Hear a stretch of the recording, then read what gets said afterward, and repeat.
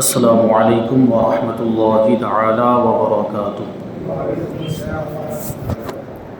نحمده ونصلي ونسلم على رسوله الكريم اما بعد فاعوذ باللہ من الشیطان الرجیم بسم اللہ الرحمن الرحیم ان اللہ وملائکته يصلون على النبی یا ایہا الذین آمنوا صلوا علیہ وسلموا تسلیما اللهم صل على سيدنا ومولانا محمد معدن الجود والكرم وآله الكرام وابنه الكريم وبارك وسلم صلاة وسلاما عليك يا رسول الله صلی اللہ تعالی علیہ وسلم۔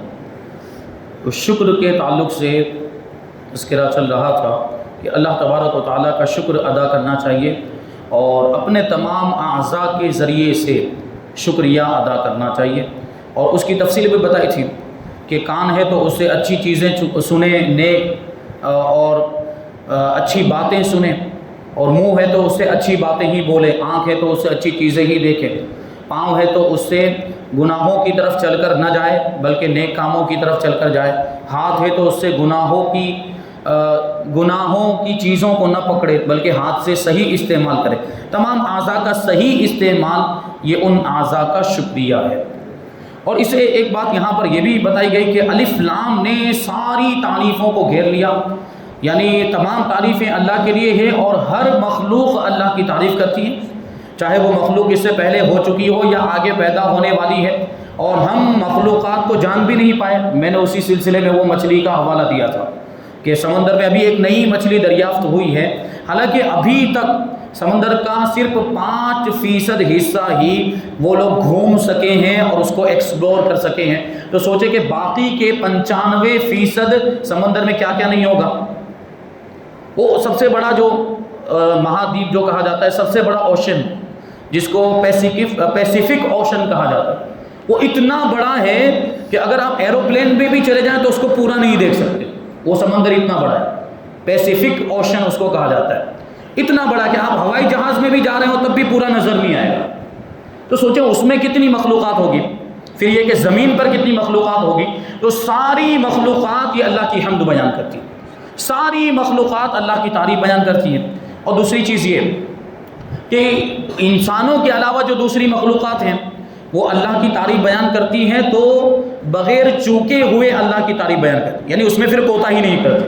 دوسری مخلوقات کوتاہی اگر کوئی کرتا ہے تو وہ ہے انسان، اللہ کی تعریف بیان کرنے میں، اللہ کی حمد کرنے میں اگر کسی سے کوتاہی ہوتی ہے تو وہ انسان سے ہوتی ہے، حالانکہ انسان اشرف المخلوقات، ساری مخلوقات میں سب سے بڑا مرتبہ کس کا؟ انسان کا ہے۔ تو انسان کو تو اور زیادہ تعریف کرنی چاہیے، انسان کو تو اللہ کا اور زیادہ شکر ادا کرنا چاہیے اور زیادہ حمد کرنی چاہیے، کیونکہ یہی سب سے بڑا احسان ہے کہ اللہ تبارک و تعالیٰ نے ہمیں جانور نہیں بنایا، انسان بنایا۔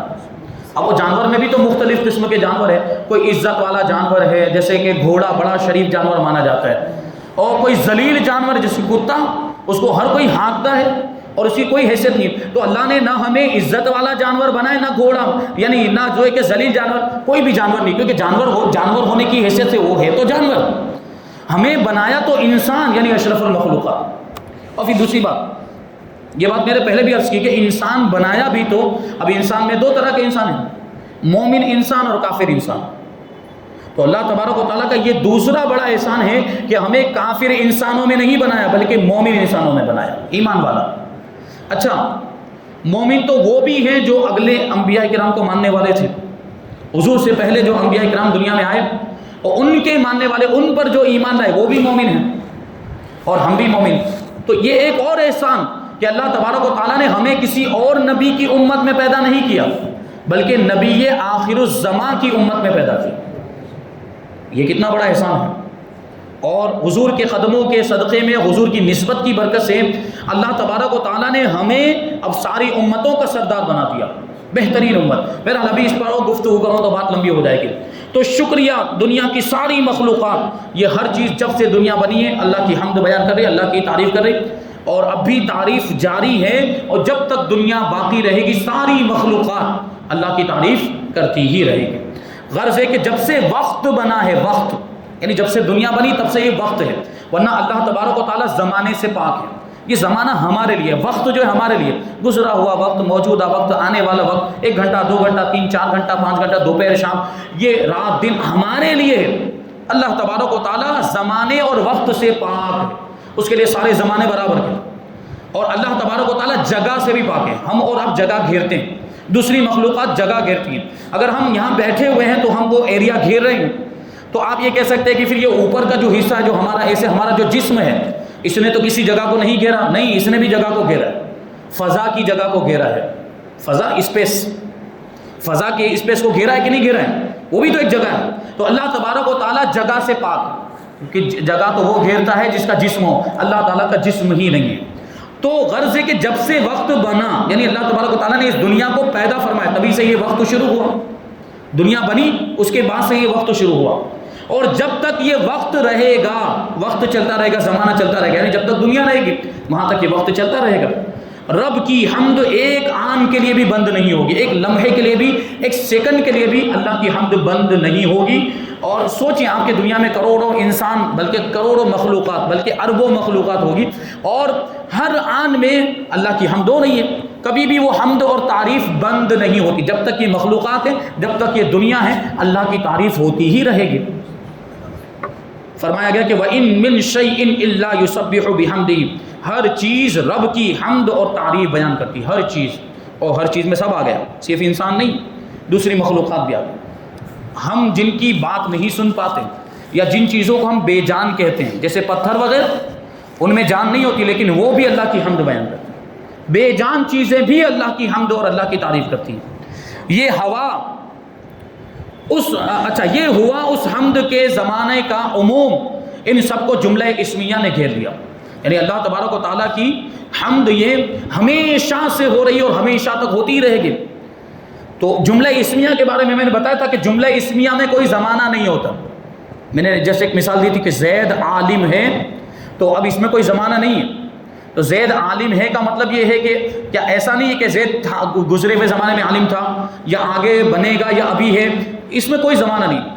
یہ جیسے میں آپ کو بتاؤں کہ زید نے کھایا، تو اس سے گزرا ہوا زمانہ ہم کو سمجھ میں آ رہا ہے، زید کھاتا ہے، اس سے موجودہ زمانہ سمجھ میں آ رہا ہے، اور زید کھائے گا، اس سے آنے والا زمانہ، تو اس میں زمانہ ہے، لیکن جملہ اسمیہ میں کوئی زمانہ نہیں ہوتا، وہ ہمیشگی پر دلالت کرتا ہے۔ تو یہاں پر یہ جو جملہ ہے الحمدللہ والا جملہ کہ تمام تعریفیں اللہ کے لیے، یہ جملہ بھی جملہ اسمیہ ہے، اور یہاں پر یہ ہمیشگی کو بتا رہا ہے کہ اللہ تعالیٰ کی تعریف ہمیشہ ہوتی ہی رہے گی، وہ کوئی ایک زمانے کے ساتھ خاص نہیں کہ گزرے ہوئے زمانے میں ہوتی تھی اب نہیں ہو رہی ہے، اور آئندہ زمانے میں ہوگی، یا یہ ہے کہ آئندہ زمانے میں ہوتی رہے گی، گزرے ہوئے زمانے میں نہیں ہو رہی تھی، نہیں، ہر وقت اللہ تعالیٰ کی حمد یہ جاری ہے۔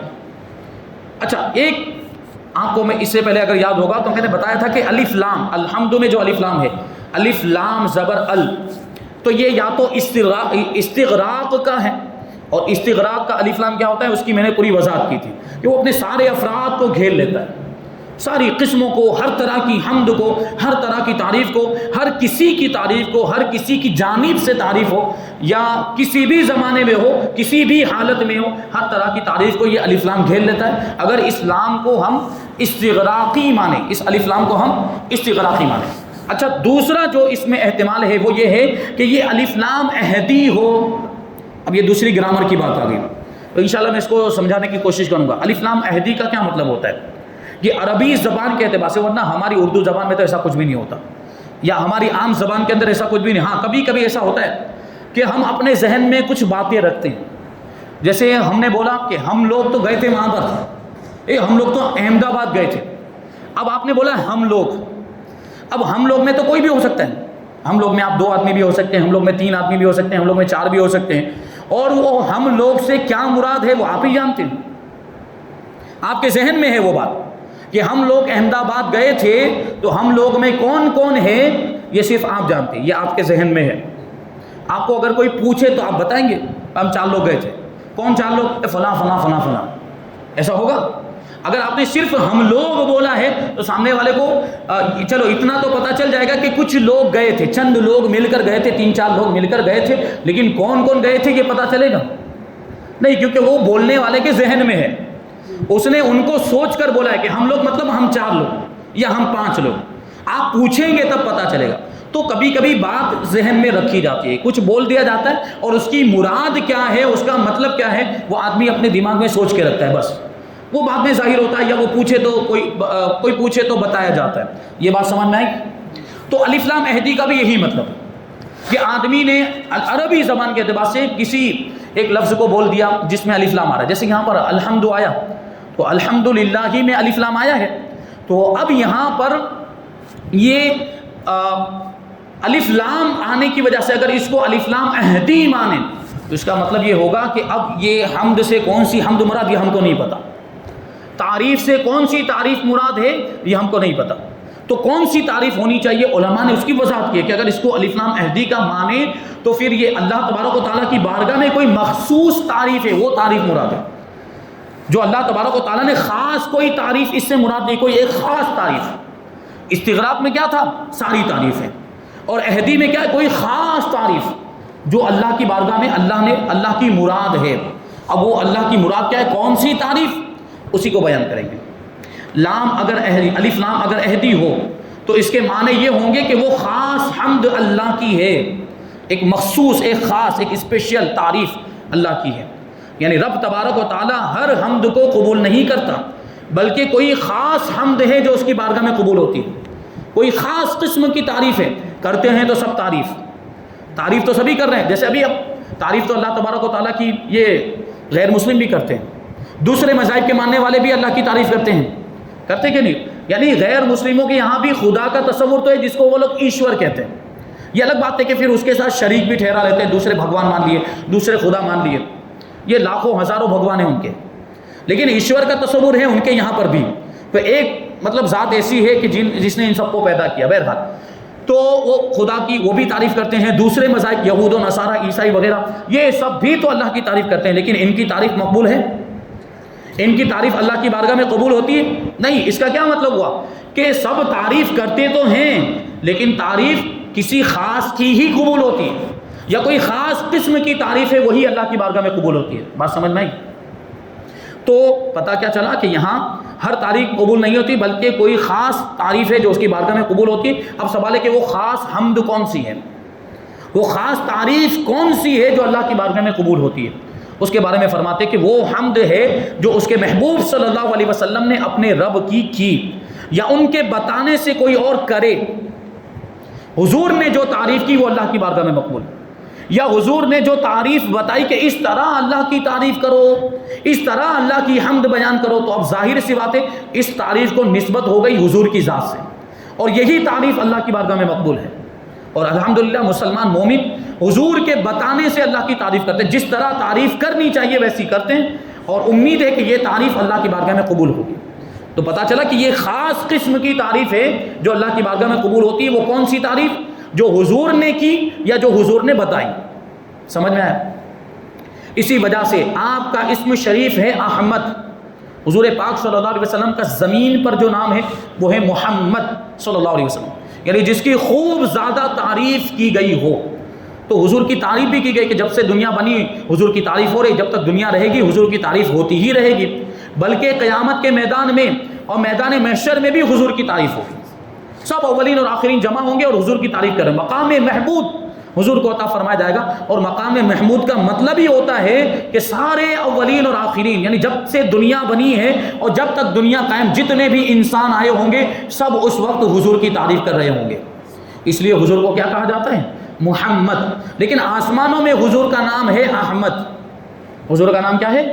آسمانوں میں حضور کا نام ہے احمد، ہمارے بھائیوں میں سے بہت سارے لوگوں کا نام ہوتا ہے احمد، آج میں اس کا مطلب بھی بتا دوں آپ کو کہ احمد کا مطلب کیا ہوتا ہے۔ عام طور پر یا تو احمد رکھا جاتا ہے یا غلام احمد رکھا جاتا ہے، اور ناموں کے تعلق سے میں پہلے بھی بتا چکا کہ یہ اچھے اچھے پیارے پیارے نام ہوتے ہیں تو نام بگاڑنا نہیں چاہیے، جیسے کسی کا نام غلام احمد ہے تو پورا بولیں، غلام احمد بولیں، یا غلام محمد ہے تو غلام محمد پورا بولیں، غلام مت یا غلام مت یہ بگاڑا جاتا ہے، یہ صحیح بات نہیں ہے۔ تو غلام احمد اگر کسی کا نام ہے تو وہ سنیں کہ احمد کا مطلب کیا۔ حضور پاک صلی اللہ علیہ وسلم کا نام ہے احمد، یعنی رب کی بہت زیادہ حمد کرنے والے، رب کی بہت زیادہ تعریف کرنے والے، حضور محمد بھی ہیں کہ آپ کی تعریف کی جاتی ہے، اور حضور احمد بھی ہیں کہ آپ اپنے رب کی سب سے زیادہ تعریف کرنے والے.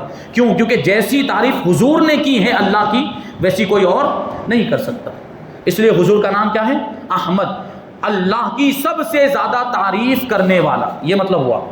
اور رب کا نام ہے محمود، یعنی اپنے پیارے محبوب کا حمد کیا ہوا، جس کی تعریف کی جائے. اب جب حضور نے اپنے رب کی تعریف کی تو رب کیا ہوا؟ محمود ہوا. کہ حضور نے ان کی تعریف کی تو محمود کا مطلب یہ ہوتا ہے تعریف کیا ہوا.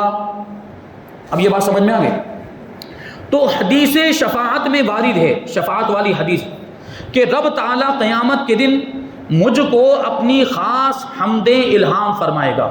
یعنی حضور فرماتے ہیں کہ اللہ تبارک و تعالیٰ اپنی خاص حمد میرے دل میں ڈالے گا، اور گویا کہ یہ اشارہ ہوگا کہ یہ جو حمد ہے وہ تم کرو، یہ تعریف تم کرو. فرماتے ہیں کہ ہم سجدے میں، حضور فرماتے ہیں کہ ہم سجدے میں ان حمدوں سے رب کی حمد کر کے اپنی امت کی شفاعت کریں گے. وہ خاص قسم کی حمد اللہ تبارک و تعالیٰ ہمارے آقا کے دل میں ڈالے گا. پھر حضور وہ خاص حمد اللہ کی کریں گے میدان محشر میں سجدے میں گر کر، اور پھر اللہ کی بارگاہ سے حکم ہوگا کہ اے محمد اپنا سر اٹھاؤ، مانگو، جو مانگو گے دیا جائے گا، اور شفاعت کرو کہ تمہاری شفاعت قبول کی جائے گی. اب حضور پاک صلی اللہ علیہ وسلم شفاعت کا دروازہ کھولیں گے. اس سے پہلے کسی کو بھی شفاعت کرنے کا اختیار نہیں ہوگا. حضور سب سے پہلے شفاعت کریں، گناہوں کو بخشوائیں گے. سیدھا مطلب شفاعت کرنے کا، سفارش کرنا اس کا مطلب. تو حضور پاک صلی اللہ علیہ وسلم اب اپنی امت کی شفاعت کریں گے، اپنی امت کے گناہ گاروں کو بخشوائیں گے، ان کے گناہوں کو معاف کروائیں گے اور جنت میں لے کر جائیں گے. اچھا، بہت سے تو حضور پاک صلی اللہ علیہ وسلم کی امت کے ایسے افراد بھی ہوں گے جو بغیر حساب کے جنت میں پہنچ جائیں گے، بغیر حساب و کتاب. ان کا کچھ حساب و کتاب ہی نہیں ہوگا. کچھ لوگ ایسے ہوں گے کہ حساب و کتاب تو ہوگا اور گناہ بھی ہوں گے، لیکن حضور پاک صلی اللہ علیہ وسلم کی شفاعت کے ذریعے ان کے گناہ معاف ہو جائیں گے، وہ بھی جنت میں چلے جائیں گے. لیکن کچھ لوگ ایسے ہوں گے کہ جن کے اعمال تولے بھی جائیں گے، ان کا حساب و کتاب بھی ہوگا، اور گناہ زیادہ نکلیں گے، اور گناہوں کی سزا بھگتنے کے لیے ان کو جہنم میں بھی ڈال دیا جائے گا. حضور پاک صلی اللہ علیہ وسلم اپنے ایسے امتیوں کو جہنم سے نکالیں گے اور جنت میں پہنچائیں گے. بس شرط کیا ہے؟ ایمان ہوگا تو اگر جہنم میں بھی چلے گئے ہوں گے تو نکلیں گے. یعنی گناہوں کی سزا بھگتنے کے بعد گناہوں کی سزا ملے گی. اگر کوئی گنہگار ہے، یہ الگ بات ہے کہ حضور کی شفاعت سے ہم خاص بندوں میں اگر شمار ہو گئے تو حضور کی شفاعت سے ہمارے سارے گناہ بھی معاف ہو سکتے اور سیدھے جنت میں چلے جائے، یعنی گناہوں کی سزا بھگتنی نہ پڑے. لیکن قاعدہ تو یہی ہے، اصول تو یہی ہے کہ اگر گناہ کیا ہے تو اس کی سزا ہم کو بھگتنی ہے، اور سزا بھگتنے کے لیے جہنم میں جانا پڑے گا. جتنی دیر تک اب وہ سزا چلے گی اتنی دیر تک ہم جہنم میں رہیں گے، اور پھر ہماری سزا مکمل ہو جائے گی تو آخرکار ہمیں آنا ہے جنت کے اندر. لیکن کبھی ایسا ہوگا کہ مان لو کہ ہمارا جو سزا کا جو ٹائم ہے، جو ہماری سزا کا دورانیہ ہے وہ لمبا ہے، یعنی سزا لمبی چلنے والی ہے، لیکن حضور کی شفاعت سے وہ سزا کم ہو جائے گی. ہم دنیا کی مثال کے ذریعے اس کو سمجھے کہ 2 سال کی سزا ہوگی، حضور شفاعت فرمائیں گے تو 1 سال کی ہو جائے گی، یا یہ کہ چند مہینوں کی ہو جائے گی، یا یہ بھی ہو سکتا ہے کہ 1 مہینے کی ہو جائے، یا یہ کہ بالکل معاف ہو جائے. تو یہ جو مرتبہ ہے اس کو شفاعت کبریٰ کہا جاتا ہے، کہ حضور پاک صلی اللہ علیہ وسلم ہی شفاعت کا دروازہ کھولیں گے، اس کے بعد دوسروں کو شفاعت کرنے کا اختیار ملے گا. پھر دوسرے انبیاء کرام، پھر اولیاء کرام، پھر صالحین، متقی، پرہیزگار لوگ، حفاظ کرام، علماء کرام، اور یہ جو شہداء اور اللہ کے نیک بندے ہوں گے، ان کو بعد میں شفاعت کرنے کا اختیار ملے گا. سب سے پہلے شفاعت کون کرے گا؟ حضور کریں گے. تو یہ حضور اس وقت اللہ تبارک و تعالیٰ کی حمد بیان کریں گے، اور ایسی حمد بیان کریں گے جو نہ اس سے پہلے کسی نے کی ہوگی، نہ کوئی اس کے بعد کر سکے گا. ایسی حمد، کیونکہ وہ حمد وہ خاص قسم کی حمد ہوگی جو اللہ تبارک و تعالیٰ ہمارے نبی کے دل میں ڈالے گا. تو وہ الہام فرمائے گا تو سجدے میں ہم اللہ تعالیٰ کی حمد کر کے اپنی امت کی شفاعت کریں گے. حقیقت بھی یہ ہے کہ آج ہندو، عیسائی، سکھ، آریہ وغیرہ تمام کفار اپنے اپنے خیال میں خدا کی تعریف کرتے ہیں. جو میں نے ابھی بات بتائی کہ ہر مذہب کے اندر خدا کا تصور تو ہے ہی. یہ الگ بات ہے کہ خدا کے ساتھ ان لوگوں نے دوسرے معبود بھی بنا لیے اور دوسرے بھگوان بھی بنا لیے، یہ ہے. لیکن وہ ایک ایسی ذات کا تصور ہے کہ جس کو وہ لوگ ایشور کہتے ہیں، تو اس کی تعریف وہ لوگ کرتے ہیں، مگر ان میں سے کسی کی بھی حمد اور تعریف قبول نہیں. حمد مسلمانوں کی ہی قبول ہے. مسلمان تعریف کرے، کیونکہ مسلمان تعریف کرے گا تو کون سی تعریف کو، کون سی حمد؟ جو قرآن میں آئی ہے، یا جو حضور نے بتائی ویسی تعریف کرے گا، اور وہی تعریف تو اللہ کی بارگاہ میں قبول ہے۔ اسی کو کہتے ہیں کہ مسلمان کی ہی حمد قبول ہے۔ اور کیوں؟ صرف اس لیے کہ مسلمان حضور پاک صلی اللہ علیہ وسلم کی بتائی ہوئی حمد کرتے ہیں، حضور کے بتانے کے مطابق اللہ کی تعریف کرتے ہیں۔ اور وہ لوگ حضور سے الگ ہو کر، کیونکہ وہ لوگ تو حضور کو نہیں مانتے ہیں، کفار، یہ ہندو ہے، عیسائی ہے، یا سکھ، یہ آریہ یا دوسری قوم کفار سے تعلق رکھنے والے، وہ حضور کو نہیں مانتے اور حضور سے الگ ہو کر اپنے اعتبار سے تعریف کرتے ہیں۔ تو حضور سے الگ ہونے کی وجہ سے اب وہ 1000 تعریف کر لیں، ان کی تعریف قبول نہیں۔ یا اس کا یہ مطلب ہے کہ وہ حمد خدا کے یہاں مقبول ہے جو اس کے محبوب علیہ الصلوۃ والسلام کی نعت کے ساتھ ملی ہوئی ہو، یعنی اس میں حضور کی تعریف بھی ہو۔ نعت کا مطلب یہ ہوتا ہے، ہم نہیں سنتے کہ حضور کی نعت شریف پڑھو اور کوئی نعت شریف پڑھتا ہے نعت خواہ۔ نعت کا مطلب یہ ہوتا ہے جس میں حضور کی تعریف بیان کی جائے، وہ نعت۔ اور حمد کا مطلب اللہ کی تعریف۔ تو وہ یہ بتاتے ہیں ایک مطلب اس کا یہ ہے کہ وہی تعریف اللہ کی بارگاہ میں مقبول ہوتی ہے جس میں حضور کی نعت بھی ہو۔ جیسے ہم کلمہ پڑھتے ہیں تو خالی لا الہ الا اللہ پڑھتے رہیں تو یہ کافی ہے، خالی لا الہ الا اللہ پڑھتے رہیں۔ مان لو یا اگر کوئی غیر مسلم ہے، کوئی کافر اگر صرف اتنا کلمہ پڑھے لا الہ الا اللہ، اس کو مسلمان مانا جائے گا؟ لا الہ الا اللہ پڑھتا رہے، جب تک کہ وہ محمد الرسول اللہ نہیں پڑھتا وہ مسلمان نہیں، ٹھیک ہے نہیں؟ تو کیا مطلب ہوا کہ کلمہ پورا پڑھنا پڑے گا، یعنی اللہ کی توحید کے ساتھ حضور کی رسالت بھی ضروری۔ اسی طرح حمد بھی وہی مقبول ہے جس میں حضور کی تعریف شامل ہو۔ فرماتے کہ جو حمد الہی نعت مصطفیٰ صلی اللہ علیہ وسلم سے خالی ہو وہ مردود ہے، یعنی اللہ کے بارگاہ میں مقبول نہیں ہوتی۔ شیطان کی ساری عبادتیں بیکار ہو گئی، کیوں؟ کیونکہ اس نے ایک نبی کی شان میں گستاخی کی، تو وہ اللہ کی تعریفیں کرتا تھا، اللہ کی عبادت کچھ کام نہیں۔ حضرت آدم علیہ السلام کی شان میں گستاخی کرنے کی وجہ سے لعنتی ہو گیا۔ اور تمام کفار کی ساری حمدیں اور ساری تعریفیں یہ غیر مقبول ہے، کیوں؟ اس لیے کہ اس میں حضور پاک صلی اللہ علیہ وسلم کی نعت کی چاشنی نہیں۔ اسی لیے کلمہ، نماز، خطبہ، اذان، غرض کے مسلمانوں کی کوئی بھی عبادت حضور پاک صلی اللہ علیہ وسلم کی تعریف اور نعت سے خالی نہیں۔ اذان دیکھیں تو اذان میں جہاں اللہ تعالیٰ کی بڑائی بیان کی جاتی ہے وہاں حضور کی رسالت کی گواہی بھی ہے کہ نہیں؟ اشہد ان محمد رسول اللہ آتا ہے کہ نہیں؟ حضور کی تعریف اذان میں بھی۔ خطبہ پڑھا جاتا ہے، کوئی بھی خطبہ لے لیں، چاہے آپ جمعہ کا خطبہ لیں یا عید کا خطبہ لیں یا تقریر و بیان کا خطبہ یا جو ہے کہ نکاح کا خطبہ، کوئی بھی خطبہ، وہاں اللہ کی حمد کے ساتھ حضور کی بھی تعریف ہوتی ہے، حضور کی بھی تعریف اس میں۔ آپ اس کے معنی پر غور کریں تو ہر جگہ اللہ کی حمد کے ساتھ حضور کی تعریف ہے۔ نماز کے اندر بھی حضور کی تعریف ہے، نماز تو اللہ کی عبادت ہے لیکن اس میں بھی حضور کی تعریف ہو رہی ہوتی ہے۔ کیوں؟ کیونکہ ہم نماز کے اندر قرآن پڑھ رہے ہیں، اللہ کی حمد بیان کر رہے ہیں، ثنا بیان کر رہے ہیں، لیکن آخر میں کیا پڑھتے ہیں ہم؟ آخری قاعدے کے اندر تشہد پڑھتے ہیں تو اس میں آتا ہے السلام علیکہ ایھا النبی، یاد ہے اے نبی آپ پر سلامتی ہو، یہ حضور کی تعریف ہوئی۔ اور پھر التحیات پڑھنے کے بعد، تشہد پڑھنے کے بعد حضور پر باقاعدہ درود پڑھا جاتا ہے، درود ابراہیم، یہ بھی تو حضور کی تعریف۔ تو نماز میں بھی حضور کی تعریف، اور نماز حضور کی تعریف کے بغیر، حضور کی نعت کے بغیر ادھوری ہے۔ تو ہر جگہ حضور کی تعریف ہے اور مسلمانوں کی کوئی بھی عبادت حضور کی تعریف اور حضور کی نعت سے خالی نہیں۔ اعلیٰ حضرت فرماتے ہیں کہ ذکر خدا جو ان سے جدا چاہو نجدیو واللہ ذکر حق نہیں کنجی سقر کی ہے۔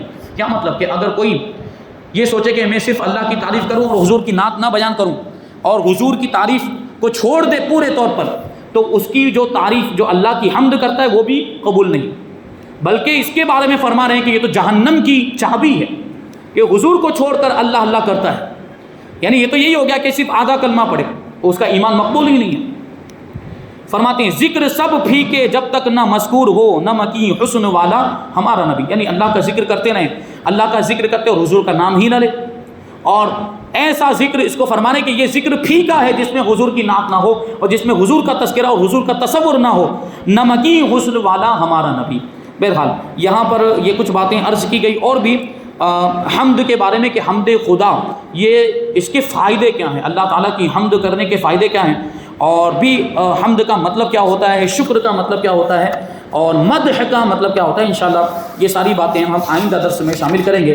اللہ تبارک و تعالیٰ کی بارگاہ میں دعا ہے کہ جو کچھ بھی بیان ہوا اس پر ہم سب کو عمل کرنے کی توفیق عطا فرمائے اور نور قرآن سے ہم سب کے دلوں کو روشن اور منور فرمائے۔ وما علینا الا البلاغ۔ السلام علیکم۔